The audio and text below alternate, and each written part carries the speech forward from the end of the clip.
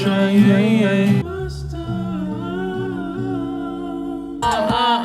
he really get his head cut off, I'ma see.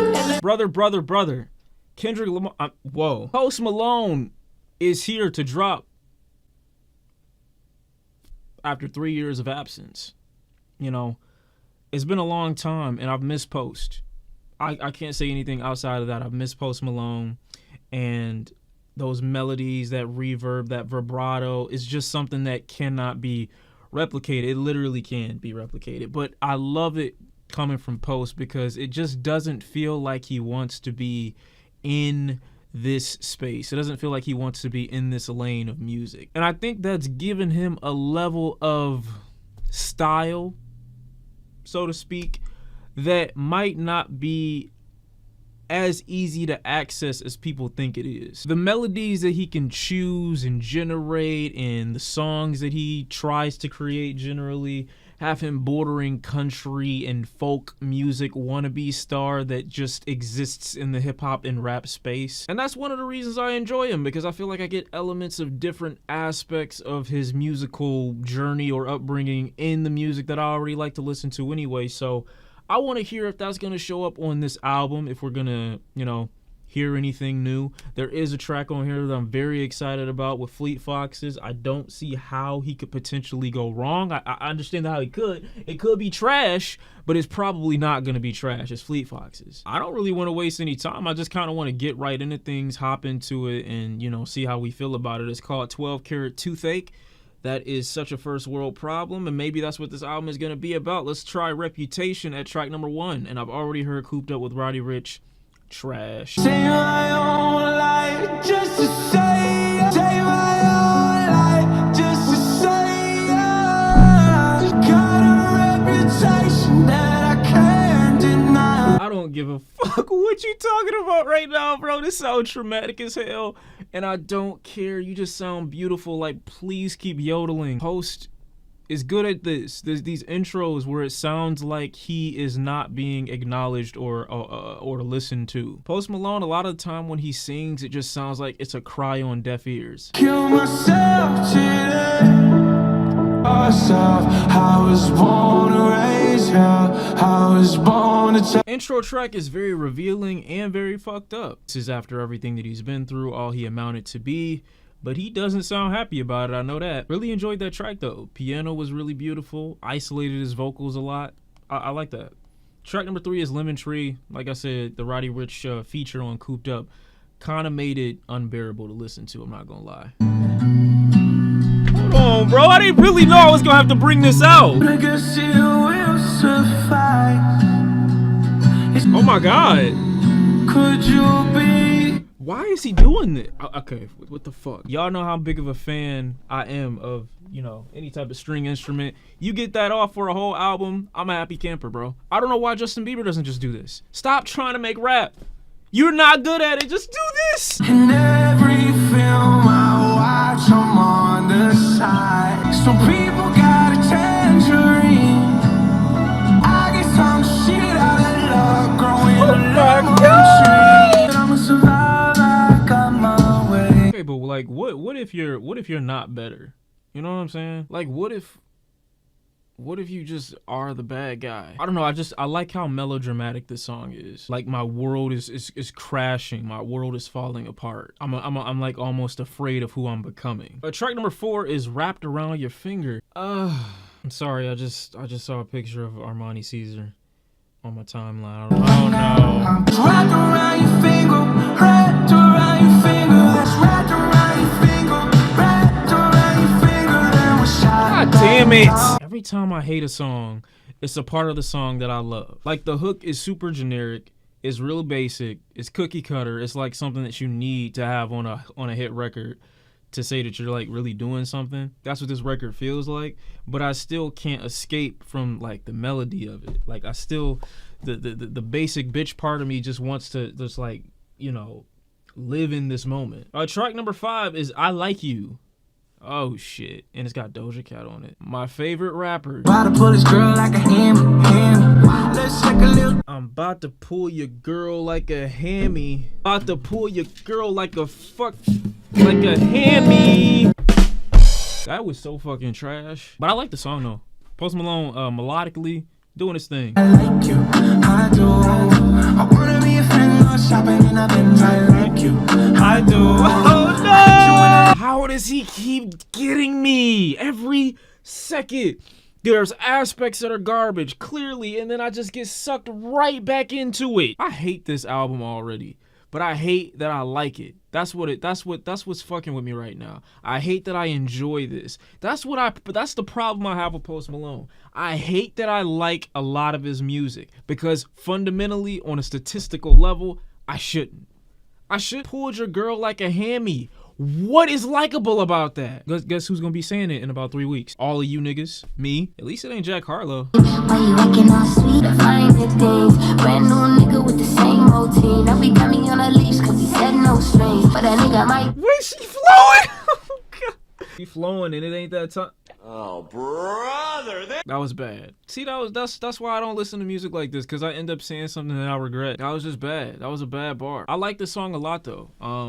It's really generic, but the melodies, the flows are really good. The hook is pretty cool too. And it's a step above the H&M backdrop song. It is. It's a step above it. The next track is I Cannot Be, that features Gunna. Who is Big Dick about to be back outside? How can I be when you blocking my light? Got a large amount of things I can't tell her the price. I told her I don't. Why does Gunna not sound that bad? Like singing like this.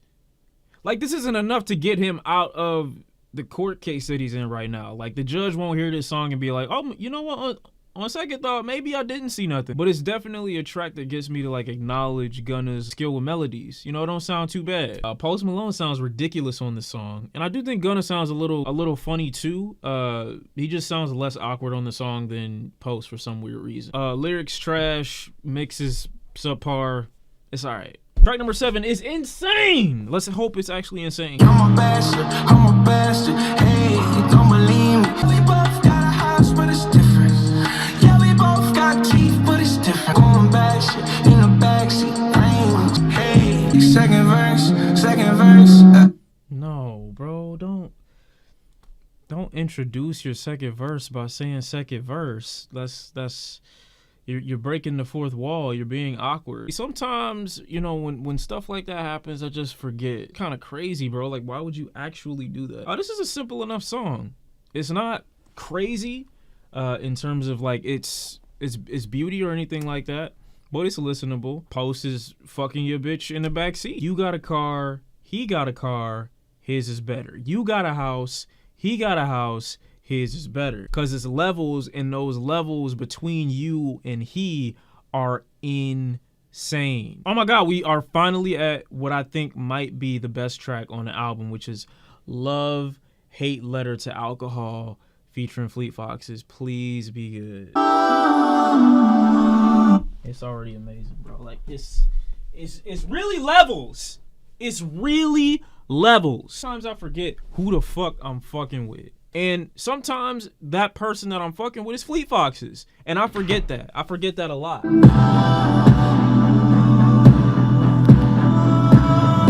Bro, it literally just sounds like a bunch of angels like coming down. Like, this is the rapture. This is what you hear during the rapture. Not good enough.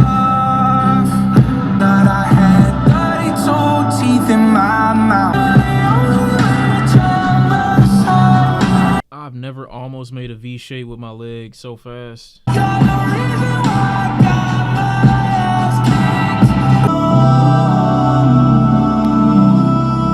Track is like almost dying and then being revived by the angels that are the Fleet Foxes.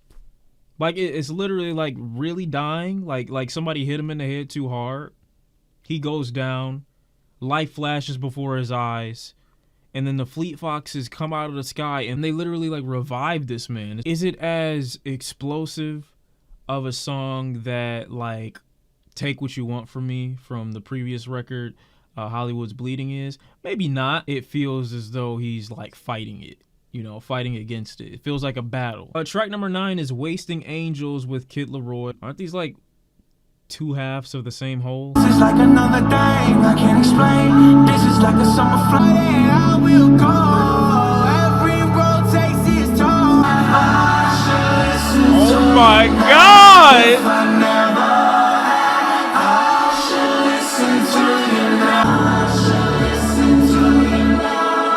Wow, I did not expect that song to have such a huge, grand, angelic, and it is kind of funny because the song, you know, Waste of Angels, but angelic ending.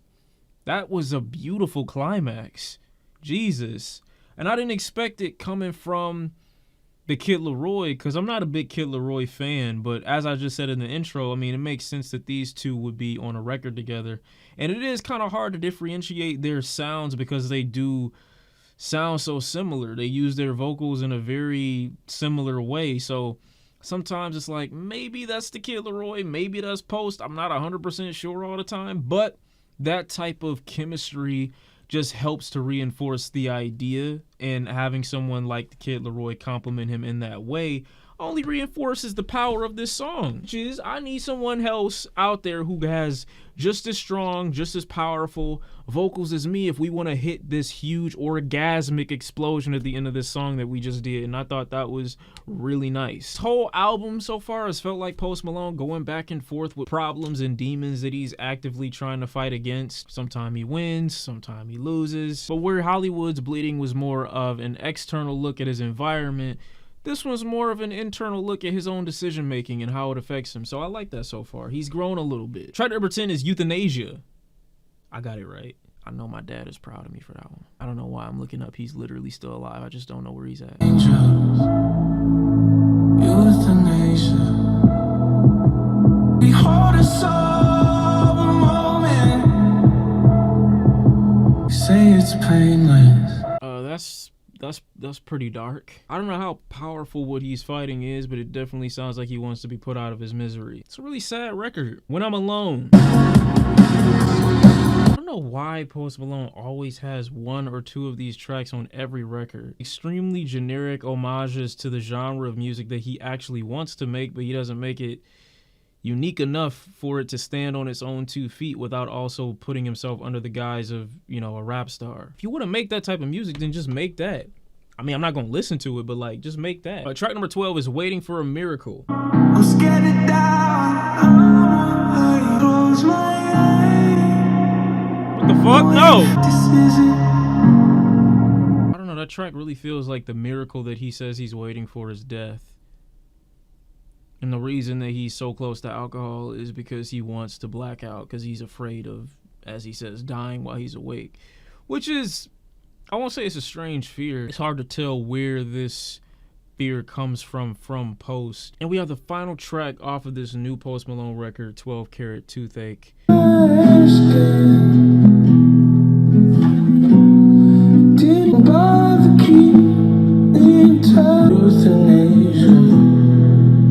That was a strange listen. It was very depressing. That album was. There are peaks and breaks in it where it just feels like Post Malone is fighting against whatever these emotions or these thoughts that he's having or these fears of, you know, death in his wake are. But then, you know, there's so many instances where he's just track by track leading himself into this quiet, sightless death.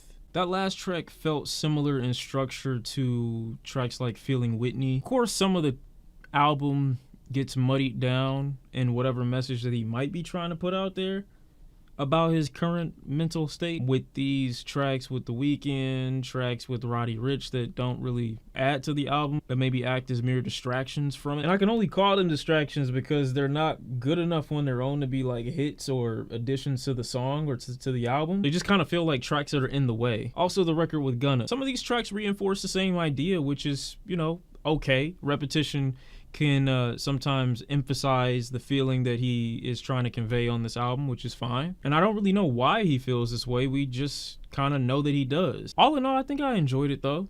I would say it was a decent listen. Tracks like Reputation, Post Malone is pretty good with the intros, I feel like.